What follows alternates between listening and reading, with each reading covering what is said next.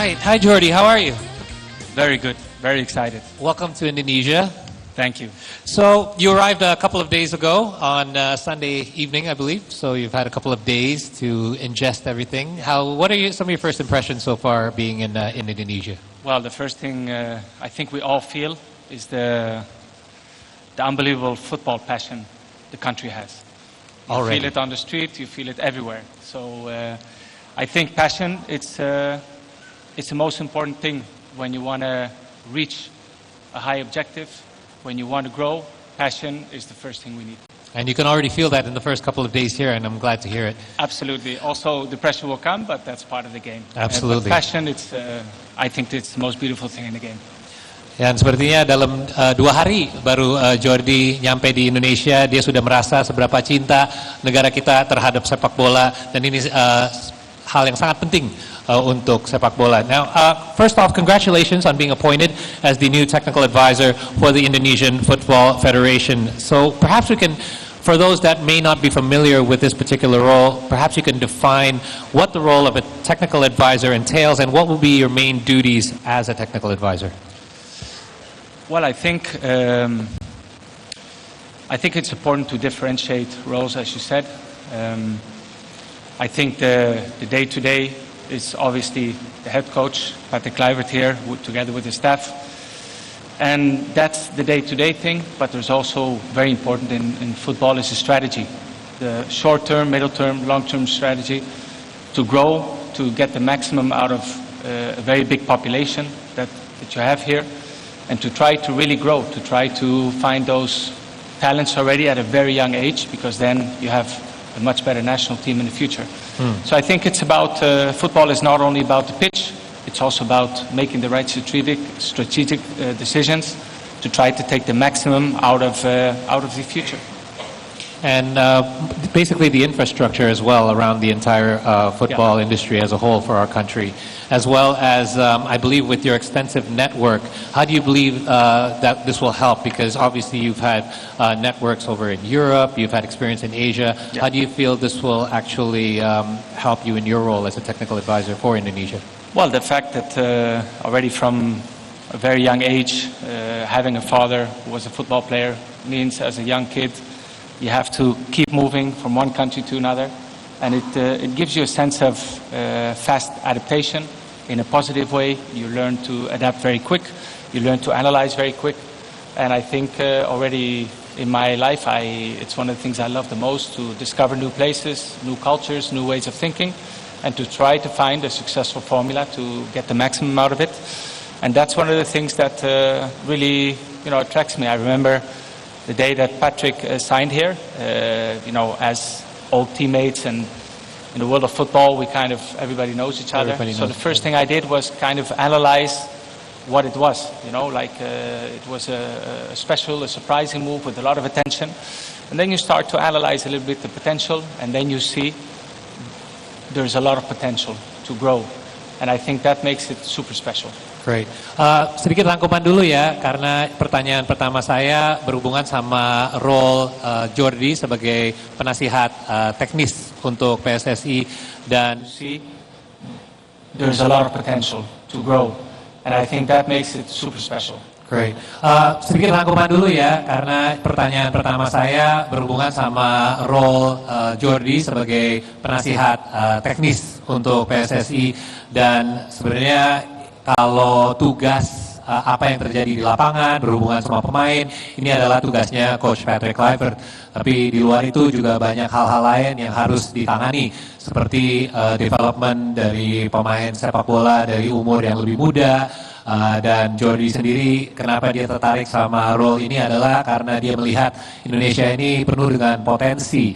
Tapi potensi ini membutuhkan strategi yang benar. Dan role dia adalah, tugas dia adalah gimana caranya untuk membentuk sebuah strategi untuk short term maupun long term untuk bisa membuat development sepak bola di Indonesia lebih berkembang lagi, apalagi dari umur yang sangat muda. Dan saya juga menanyakan mengenai pengalaman dia, karena dia pengalamannya bukan hanya di satu negara tapi berbagai negara maupun di Asia atau di Eropa, dan dia juga merasa bahwa justru jaringan dia sebagai seseorang bukan hanya mantan pemain tapi mantan pelatih juga bisa membantu PSSI bisa ada network yang lebih luas lagi. Bukan hanya Bapak Erick Thohir yang harus jalan ke sana sini untuk bertemu pemain sama pelatih atau staff, tapi sekarang dia punya jaringan tersendiri yang bisa menjadi penasehat buat PSSI juga.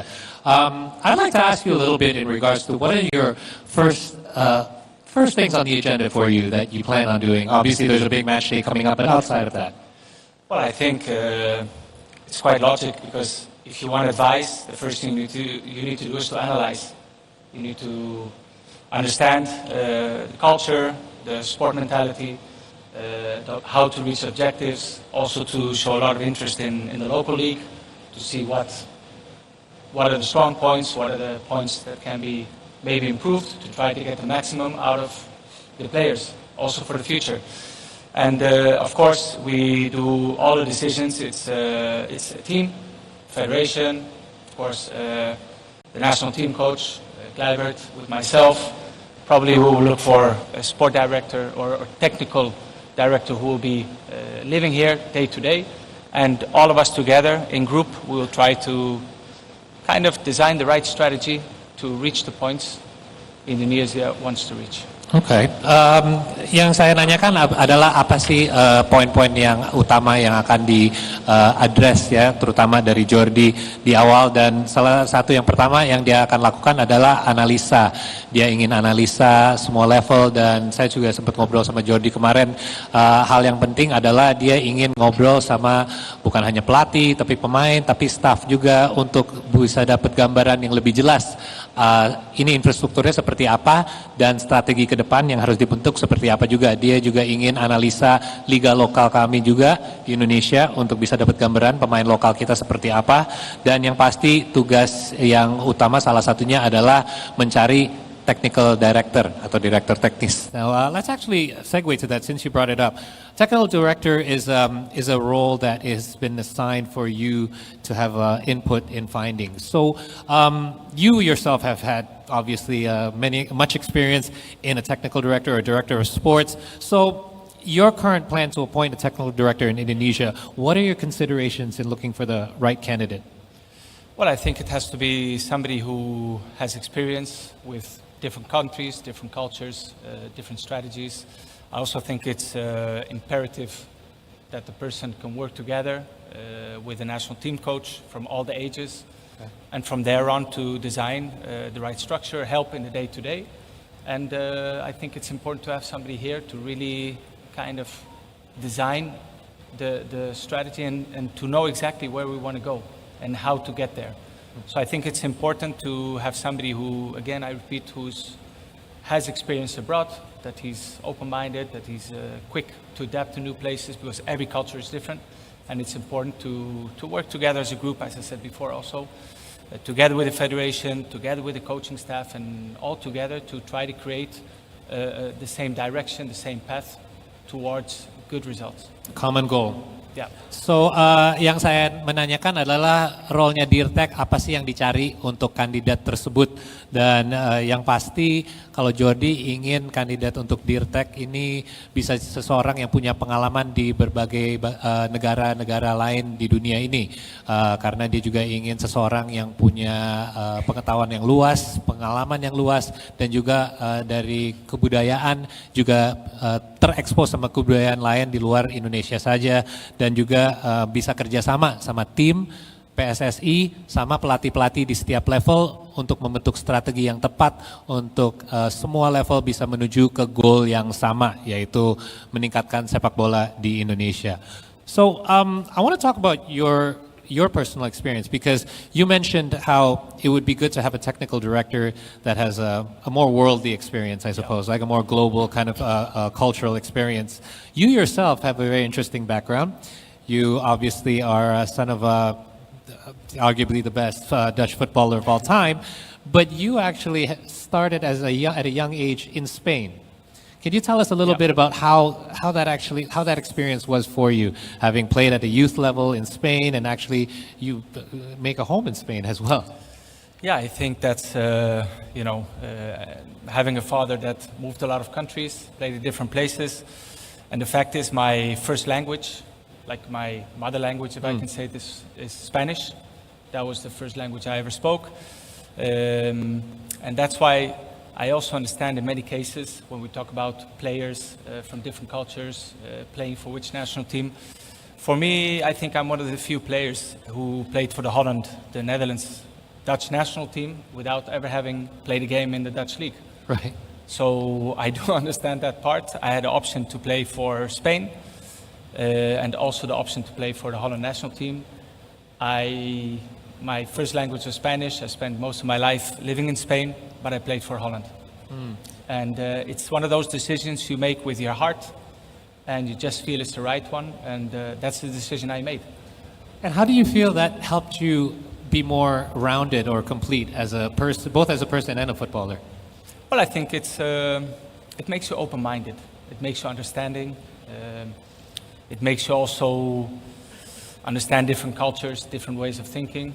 And to be honest, the Dutch style, normally it's a very beautiful way of playing football. Very, trying to dominate, trying to play to win. And together with the Spanish mentality, they have also a very strong winning mentality. So the mix of both is a very interesting mix. Very interesting. Yang saya menanyakan adalah justru Jordi Cruyff ini punya background yang sangat unik, di mana dia adalah anaknya Johan Cruyff, seorang footballer legendaris dari Belanda, tapi dia dari umur yang sangat muda sudah pindah ke Spanyol dan udah dari Youth Academy-nya di sana dan main bertahun-tahun, bahkan dia pun tinggalnya di sana saat ini juga.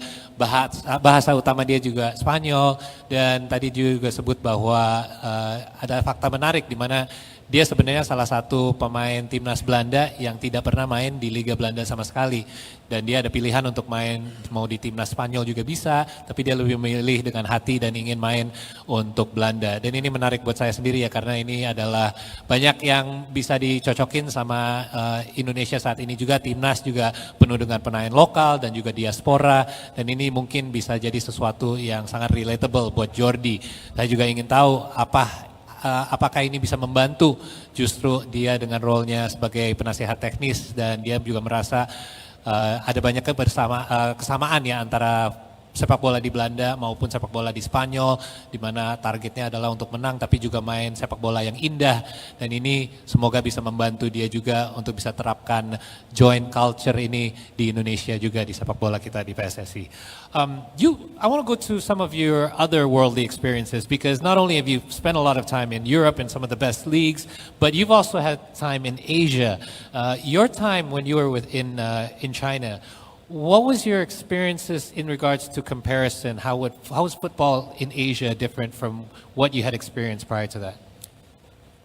Well, I think one of the key points, I think it's the detection of young talents. I think it's a huge country, so it's very difficult to unify criteria, to have the same philosophy for everyone. And I think that's the main difference. When young players make a debut in Barcelona at the age of 17, 18, people just see the game.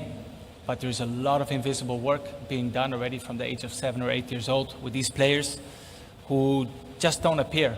It's a development, and the quicker you can find young talent and the earlier you can develop them, the better they will be when they reach the premium age in which they have to play for the club, for the national team.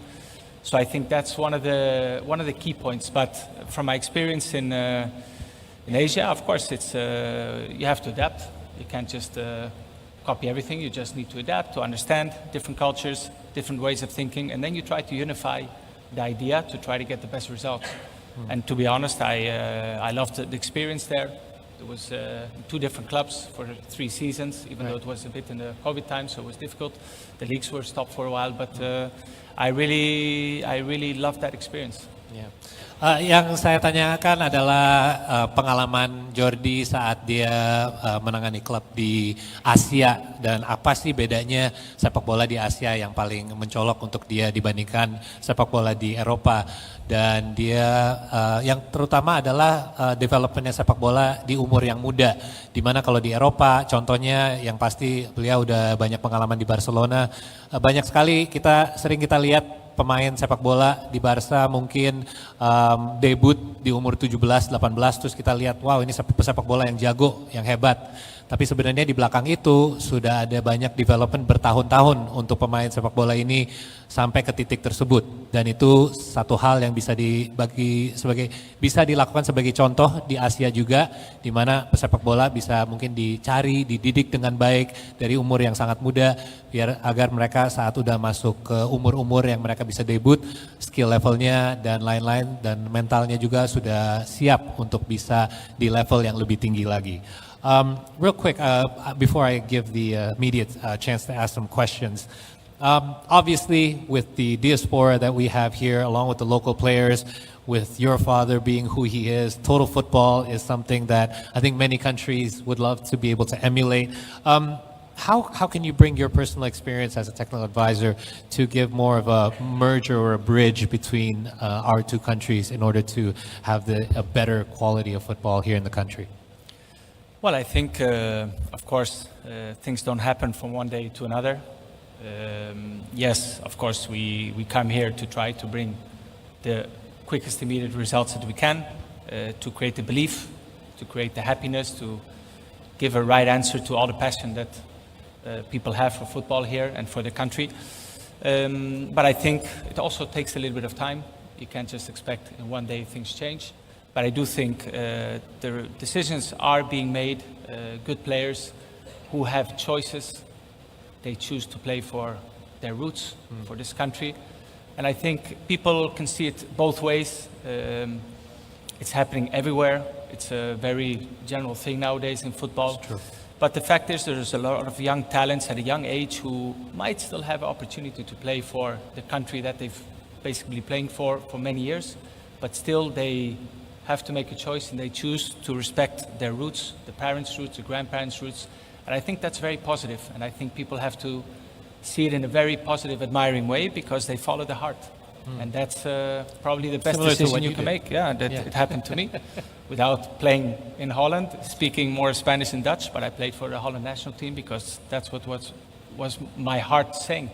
And I had a beautiful choice, Spain or Holland, but I chose Holland. So I think that's a very positive step. It means the belief is there. It means these players, they want to come here and they want this country to be proud of them. And I think it's something we should really respect and admire because it's a beautiful thing to follow your family's roots. I respect it a lot. Great, well said. Basically, this is just the first step in your appointment as a technical advisor. Obviously, this is more of a long-term plan as well in regards to the development. So we will look forward as well to you having a team around you as well to help continue this strategy ahead.